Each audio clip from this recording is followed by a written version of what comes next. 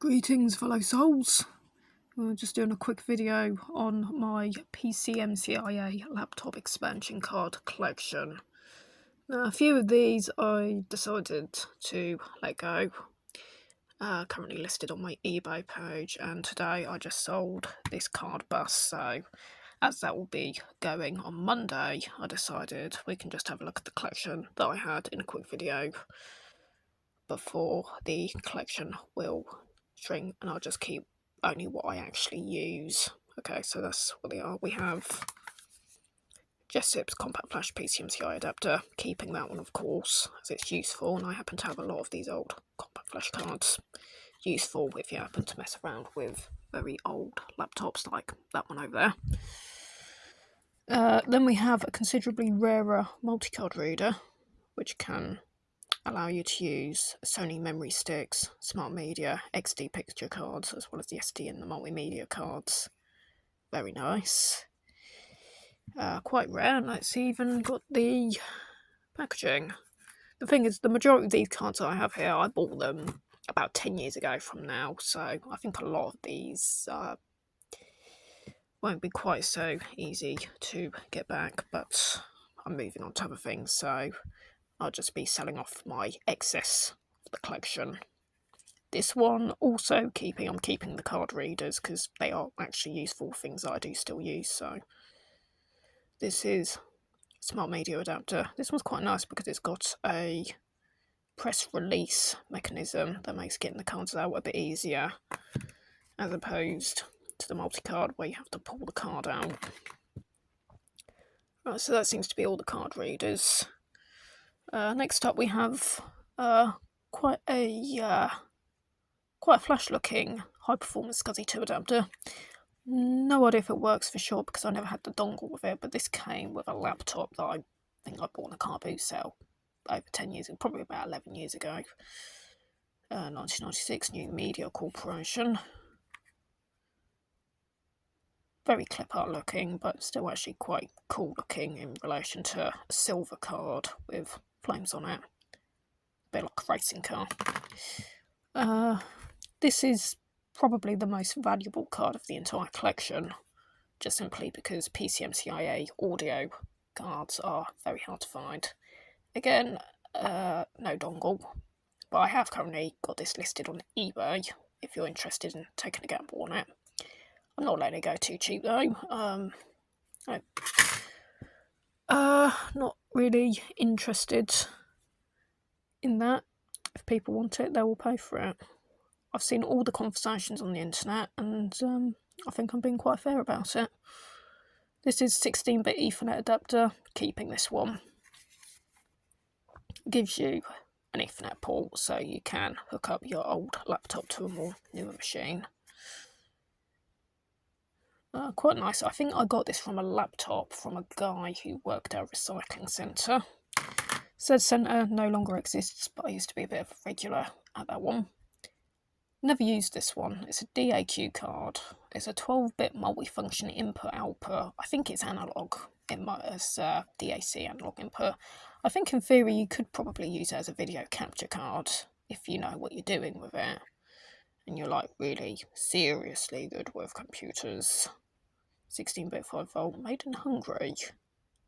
Interesting place. Yeah, that one's listed. This is the one that I sold today. It's a 2-port Firewire 400 card bus, IEEE 1394. I've got 2 of these. As far as I know, the chipsets are maybe identical. They seem to work with the generic VIA, I think. Generic VIA drivers that's built into Windows XP. As far as I can tell, I think they are basically identical, just different branding. But yeah, that one's going to be wrapped up. Gonna go. That's listed. This one needs a bit of fixing up before I can list it because that's happened. This part's lifted, so I'm going to have to give it a clean and fix that up. Otherwise, this is a Firewire 800. Quite a bit faster. Not very common. As we'll see, it's got 3 ports. It's got 2 double speed ports and a single 1-speed port. So yeah, that's quite nice, but it needs a bit of fixing up before I can list that. Then we have the very nice 16-bit Orinoco card, Orinoco Silver. These actually will work on the Commodore Amiga, I think. You can put, was it an A1200 on the network? Bit scuffed though, I don't remember that being there. Me being clumsy as usual, I guess. Yeah, so that's a 16-bit Wi-Fi, and then we've got a rather more generic 32-bit Wi-Fi wireless G card bus adapter.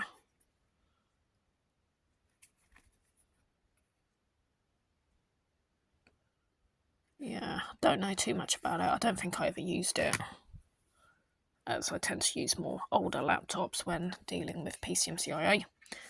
This one I'm keeping. 4-port USB V2 adapter.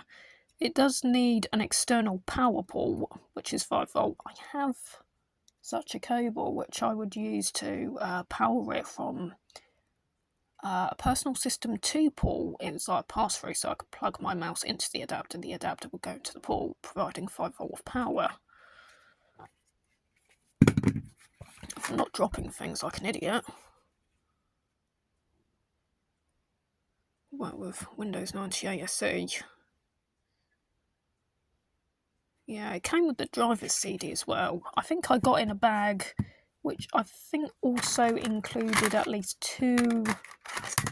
I think these all came together with my Olympus C900 Zoom, which I bought in a charity shop as a bundle for about £5 or something like that. That was my first ever colour photograph camera. Happy days. Then after that, all we have remaining is 2 modems. Yeah, you might think that these PCMCIA modems are totally useless really, but they're actually not, because if you happen to have a computer that doesn't have a serial port for a null modem, yeah, it might be too new to have a serial port, but you might just about be lucky to have 1 card port. We're probably talking about laptops from around about 2010 or so. You can use this because essentially it is a serial port. It is essentially a serial port, so you can put these together. Yeah, you can convert an Ethernet port into 9-pin. You may have faster data transfer speeds, but that, it's horses for courses. You may find yourself in an unusual situation where a computer would have one type of port, but it wouldn't have the other port that you would also expect from a machine of the era.